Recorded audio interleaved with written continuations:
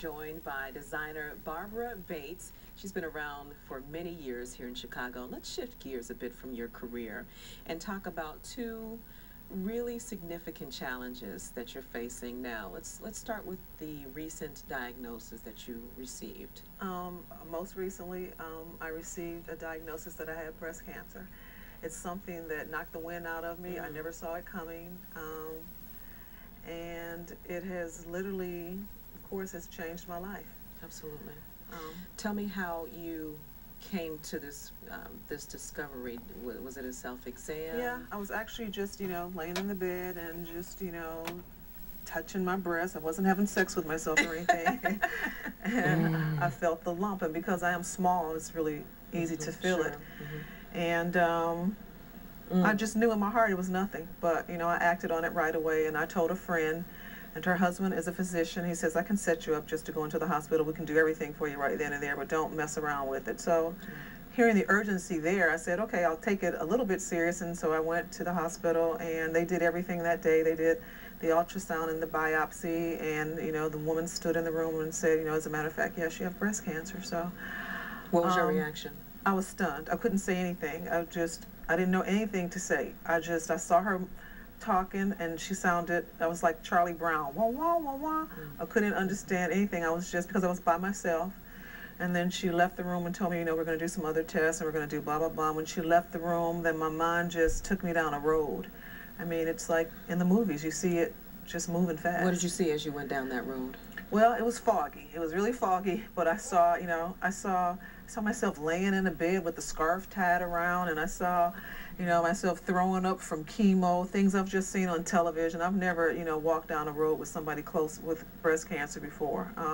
Just what I'd seen on television. I wasn't really, astute to what breast cancer is. I thought it was a death sentence, and I can't say that I'm out of the woods from, I believe in God, and I've been praying, and I know that this cancer is not for me, that it's for somebody else. There's some other women, that are sitting thinking that everything is fine like I did because you're small-breasted or because your parents or there's no history, and that's not the case.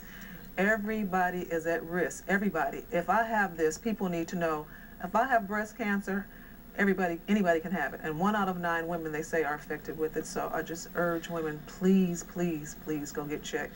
How are you feeling about it now? It's been a couple of weeks since the diagnosis. Yeah. How are you feeling now about your future, your prognosis? Sometimes I have a hard time seeing a future, and that could just be, the devil playing with me, or just, just reality, that things could be another way. But I've heard so many people talk about there are so many, progressions that have happened in the past 20 years. And some days I'm fearful, some days, I'm happy, it's really back and forth until I get closer. I just want it to be over and gone. I want it to be, out of me, so to speak. And I'm afraid of that procedure, but I need it to happen so I can go forward. Hold on to that, because that's what's going to get you through it, physically, emotionally, and otherwise. So hang in there. And in terms of the self-exam that helped you discover that, we have to encourage other women to do the same thing. I mean, you have to examine yourself. So I'm praying for you. Thank you. Let's talk about your son. This is another important challenge that you're facing now. Right. He is facing what's called a mandatory minimum in prison. Exactly. For being involved in a drug conspiracy in Champaign, Illinois. My youngest son, Kristopher, is actually 25 years old, and about 2 years ago, the police showed up and they wanted to question him about a drug ring that was operating in Champaign. He actually was indicted. For about a year and 2 months, we went back and forth to court with continuances, trying to, see where we're going to go with this. When they actually picked him up, they told him that he would be facing a life sentence. And I was like, oh my God, what were you doing when you were in school? I mean, you send your child off to school, and you're thinking they're going to come back with a degree, not with a prison sentence.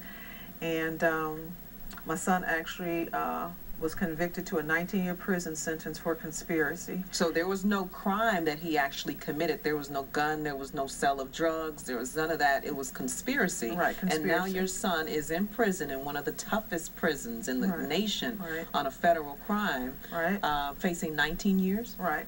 There's something that's called a mandatory minimum, and No one would know about it unless you were faced with it. I surely never knew about it and never thought that I would be advocating for this. And a mandatory minimum sentence, these are actually sentences that take away discretion from the judges, and they actually put them in the prosecutor's hand. So it's almost like a menu of, this is the crime, and so this is the time you do for this particular crime. So it's already been written out, and this act has been, this sentencing project has been in existence probably for about 23 years. During the Clinton administration, when we were all loving him, it was enacted, and it was actually put in place to catch high-level drug offenders, kingpins. But all it's really done is it's picked up a bunch of low-level drug offenders.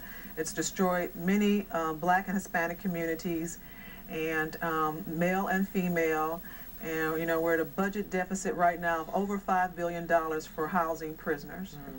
Now, what needs to happen in order to clear your son's name? Tell me briefly. There are a couple things that need to happen. There is a bill that Maxine Waters has out, H.R. 1466, which would actually let the judges have discretion back, and it would actually do away with mandatory minimums. If you get a mandatory minimum, if you've had one prior, then that mandatory minimum, if it's 10 years, it doubles. If you've had 2 priors, then it's an automatic life. My son faced automatic life for conspiracy, but the government departed from that because of his cooperation. Do you feel optimistic that your son will be out of prison before this 19-year sentence I know it as well as I'm speaking to you. The other thing that can happen is that my son could get a commuted sentence from the president. I believe people are sick and tired of the communities, you know, of their children being swept away, you know, with these prison sentences that are unrealistic. I'm not saying that my son is not guilty. I'm not saying that others that are in prison are not guilty. I'm saying that you have to give people sentences that actually fit the crime. Okay. All right, we'll take a break. And when we return, Cook County Circuit Court Clerk Dorothy Brown joins in our discussion. We'll talk about several things, including expungement and what families can do. So stay with us.